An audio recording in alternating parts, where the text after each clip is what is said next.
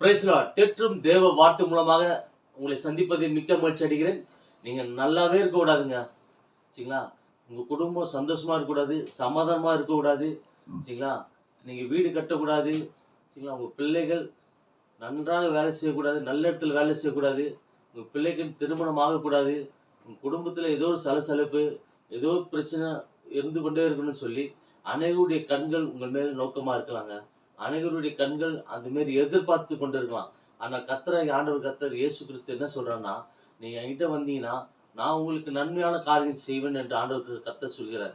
அவர்கள் கண்களுக்கு முன்பாக உங்களை தேவன் கர்த்தர் மேன்மைப்படுத்துவார், உயர்த்துவார், சரிங்களா? நீங்க வாழ்ந்திருக்கும்படியாக, நீங்க தழைக்கும்படியாக, நீங்க உயரும்படியாக தேவன் கர்த்தர் உங்களுக்கு அருள் புரிவாருங்க. அவர்களுடைய எண்ணங்கள் அப்படியா இருக்கட்டும். ஆனா நீங்க ஆண்டவரை இயேசு கிறிஸ்து இருக்க பிடித்து கொண்டால், அவரை நீங்கள் விசுவாசித்தால், தேவன் கர்த்தர் நிச்சயமாக உங்கள் குடும்பத்தை தழைக்க பண்ணுவார்.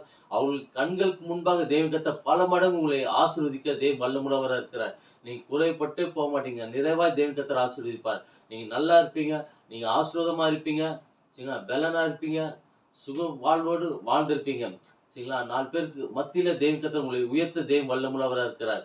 நீங்க ஆண்டவராக இயேசு கிறிஸ்துவை நம்பும்போது, விசுவாசிக்கும் போது உங்களுக்கு அற்புதம் நிச்சயம் நடக்குங்க.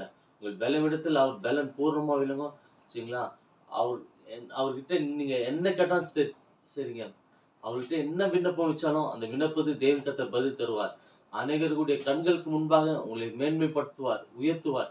இது நிச்சயம் உங்கள் வாழ்க்கையில் நடக்கும். ஆமென்.